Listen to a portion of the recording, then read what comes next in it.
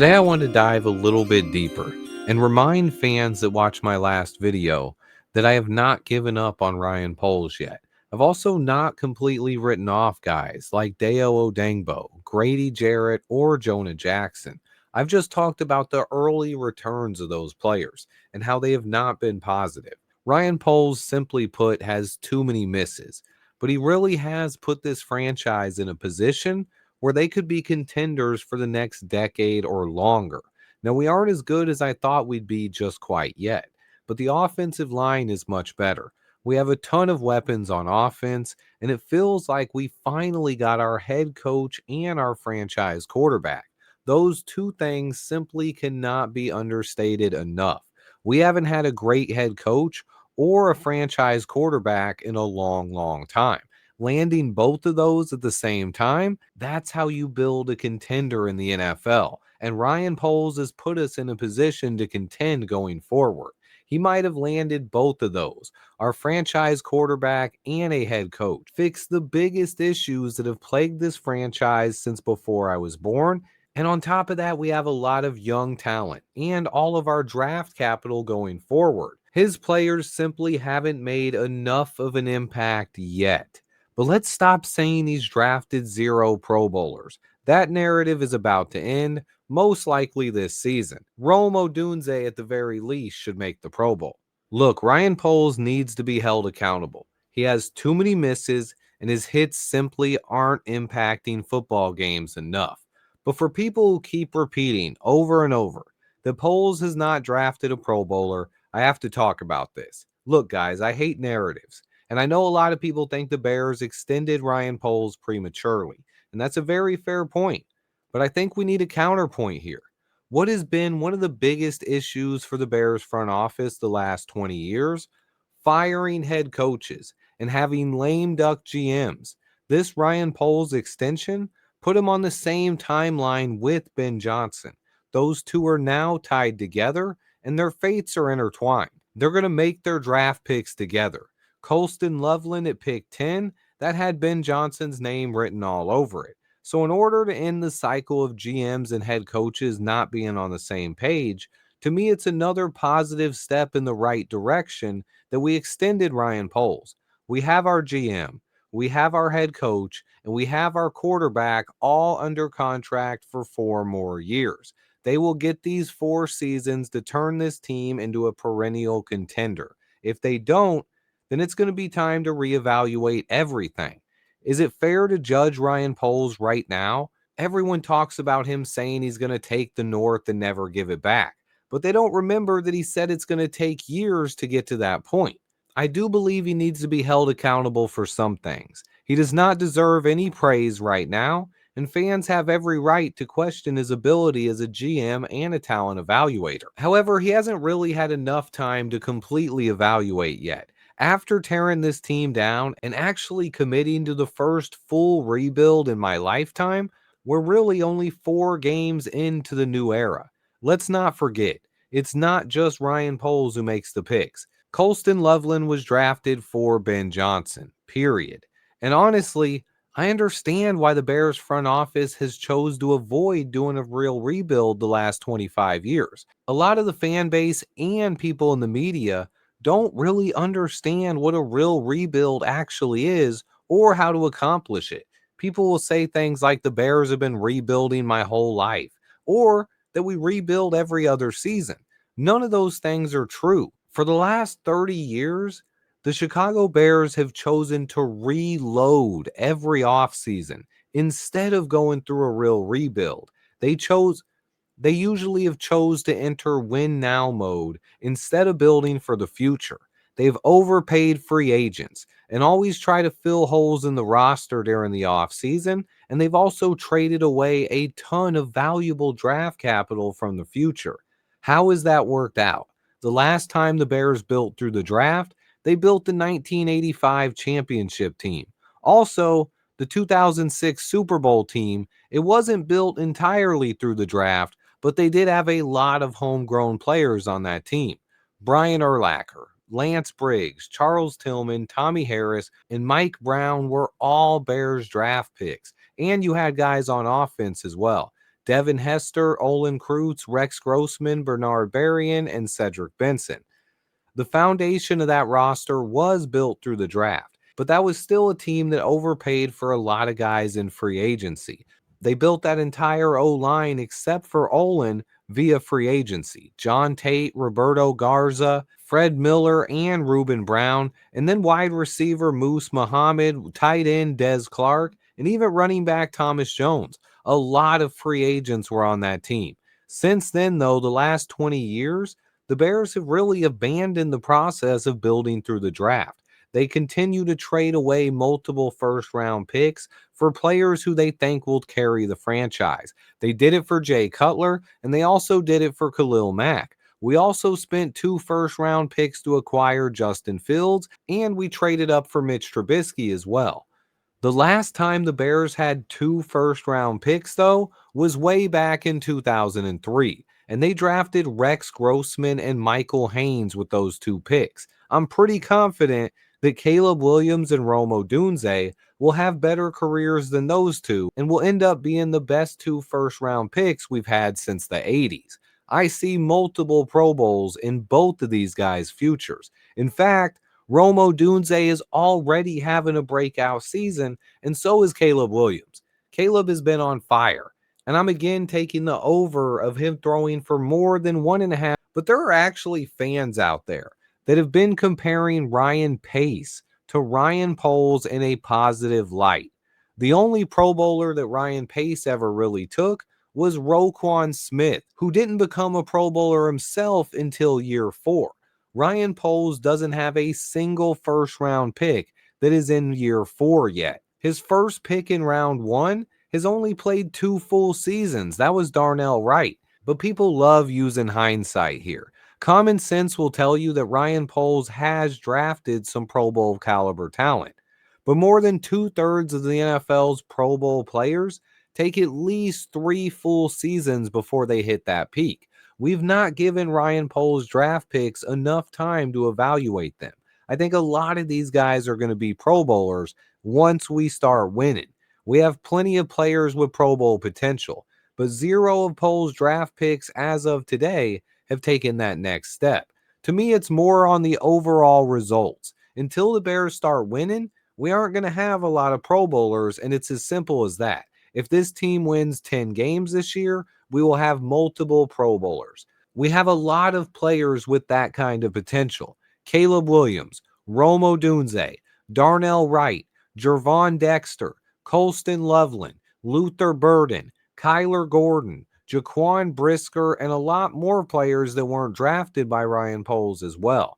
Guys like Jalen Johnson, Kevin Byard, Tremaine Edmonds, and Montez Sweat. Honestly, there's a lot of players that Poles has drafted that has Pro Bowl potential, and it wouldn't surprise me if all of the players I listed a minute ago end up being Pro Bowlers. But I cannot talk about the amount of times that I've heard fans say that Ryan Poles hasn't drafted a single Pro Bowler. It's simply not true, and more than a couple of these guys will end up being Pro Bowlers. But even more to the point here, what does making a Pro Bowl really prove? It's simply a popularity contest among winning teams. It doesn't prove if a player is good or bad, and with the Chicago Bears, people are calling out the number of Pro Bowl players that Ryan Pace drafted. They ignore his draft bust and praise some random fluky Pro Bowls he had in the past. To me, that's pretty ignorant. Yes, Mitch Trubisky made a Pro Bowl, but he's also a bust. He is a backup quarterback in the NFL that Pace selected over Patrick Mahomes. But people want to count his participation trophy Pro Bowl as some kind of proof that Ryan Pace was better than Ryan Poles. Caleb Williams hasn't made a Pro Bowl yet, but you would take him 1,000 out of 1,000 times over Mitch Trubisky, period. No matter if Mitch Trubisky made a Pro Bowl or not, it was simply a participation trophy. We didn't win a single playoff game with Mitch, and it wasn't just him. That 1 year of us winning with Nagy, we had a lot of Pro Bowlers. Charles Leno made the Pro Bowler. Did that make him an awesome left tackle? No. Cody Whitehair made the Pro Bowl that year. Did that mean he was a great player? No. We've even had guys like Jordan Howard and Josh Sitton make Pro Bowl appearances. That doesn't make them better players. The Pro Bowl is simply nothing but a popularity contest. If you win games, you'll have guys make the Pro Bowl. For losing teams, they really need someone to stand out in order to get awarded. And that's what happened with Jalen Johnson. But the NFL doesn't award teams for losing, and the Bears haven't won underneath Ryan Poles yet. Simply put, once this team starts winning, multiple of these guys will end up in the Pro Bowl. But making one Pro Bowl doesn't really change anything. We've seen guys like Mitch Trubisky get that award. Can anyone say with a straight face that Mitch is better than Caleb or Rome Odunze? Can anyone call Mitch Trubisky a Pro Bowl player? No, he's not. But he's been to a Pro Bowl. So this argument about Pro Bowlers baffles me. Would you take Mitch Trubisky, Kevin White, and Charles Leno over Caleb Williams, Rome Odunze, and Darnell Wright? If not, then stop arguing for Ryan Pace. I've read a lot of comments where people actually would take those players. Simply put, though, winning games get you Pro Bowl players. But also, most of the time, young players take time to develop. Give these players some time. There are always some outliers here.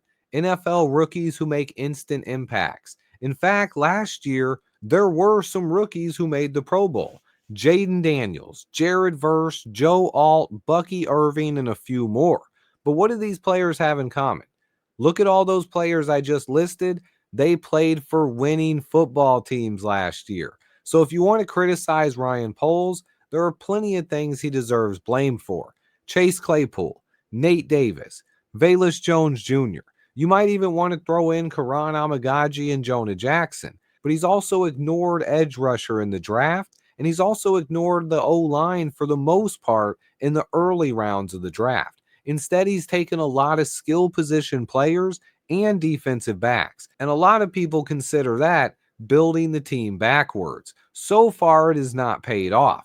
You want to build from the trenches out, but the opportunity is not always there. So I don't think there's one particular way to build a roster. But let's talk about this year's draft. The Bears had a top 10 pick and 3 picks in the top 42. They traded down and turned that into 4 picks in the top 62 with 1 in the top 10.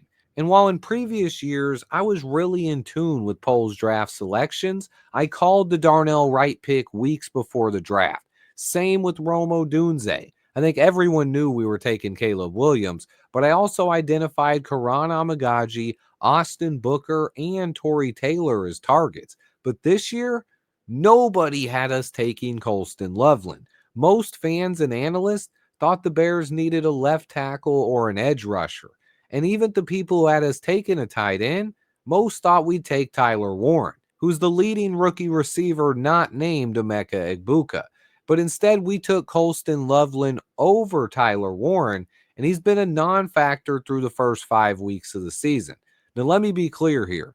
That doesn't mean that Loveland cannot be the best player in this entire draft, but the early signs have not been positive, and Warren is making people question that pick. But this year's draft has simply been unacceptable so far. It doesn't mean these guys can't turn it around, but 4 picks in the top 62, and 0 of those 4 players are currently starting or making major impacts. In fact, just a couple weeks ago, 2 of the 4 were inactive. Ozzie Trapillo is a backup, but he did make an impact against the Raiders, and Luther Burden has also made an impact in 1 game, but for the majority of this season, these guys have not made impacts, and Colston Loveland has not been a difference maker. The bottom line is we need more from this rookie class. And going deeper than that, Jaden Daniels is already a Pro Bowler. Drake May, Michael Penix, and Bo Nix are also showing Pro Bowl potential. Before the Cowboys game, analysts were even saying that Caleb was the worst QB taken in last year's draft. And that's the guy we took with the number 1 pick. The bottom line is this, though.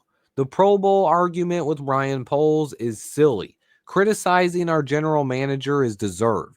The hits are simply not doing enough. Yes, Rome Odunze is great, and I'm excited about guys like Caleb Williams, Luther Burden, Darnell Wright, Gervon Dexter, and others, but they are not proving to be difference makers as of yet.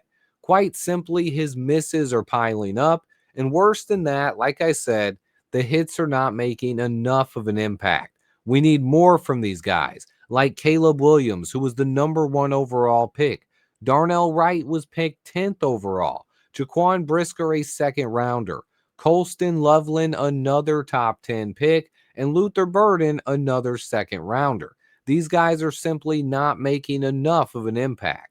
And then guys like Ozzie Trapillo and Shamar Turner, they need to do more as well. They need to be impact players, and so far we simply haven't seen that. And really, when you look back at the misses, they are starting to pile up. I'm not even talking about Chase Claypool, Nate Davis, and Velus Jones, but looking at some of the guys who just haven't done enough.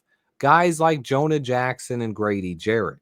There was even a lot of question about Kevin Byard and Tremaine Edmonds, but they've came up with some big turnovers recently.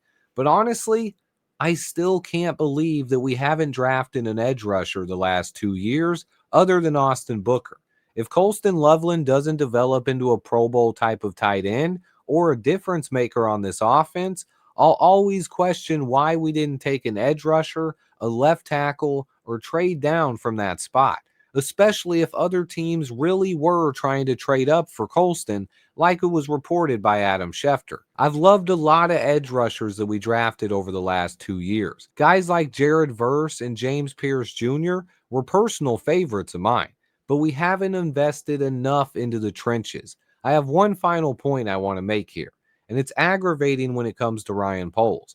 The amount of quality pass rushers that have been available in free agency, and we've ignored them all. Now, I know it's not Madden, and guys have to want to come here, but there's simply been too many pass rushers signed the last 2 years, and we ended up overpaying Dio Odangbo. This team is simply not good enough right now, and Ryan Poles' impact players need to be better. Right now, it's fair for fans to be critical or even doubt Ryan Poles. It's okay to question his ability as a talent evaluator, but it's still too early to give up on the players he's drafted. I've watched football my entire life, and I really believe that our team is better than what we've seen on the football field so far this season. Yes, we've started to turn things around, and I had faith that we would do that, but I still believe the talent hasn't broken through all the way yet. I still believe this talent is going to shine through, but it really does feel like a new era of Bears football. Even though it started slow and it felt like this team wasn't the same, I believe that Ryan Poles is going to have multiple Pro Bowlers going forward, and Ben Johnson is going to develop our young players. I think this team has a bright future. I believe we're going to be contenders for a long time going forward. But I do want to know how you guys feel about this. I just had a couple more things I wanted to say about Ryan Poles. Get it off my chest and get it out there. He needs to be held accountable, but he has made the future of this team a lot brighter than it's been at any time in the last 20 years. So you can give him credit and still hold him accountable because he could have done even better. If he didn't have all these misses, we could be an even better football team right now. Let me know how you guys feel about Ryan Poles. As always, I appreciate everyone who watches. Please remember to hit that like button for me, guys. Stay tuned. And until next time, bear down.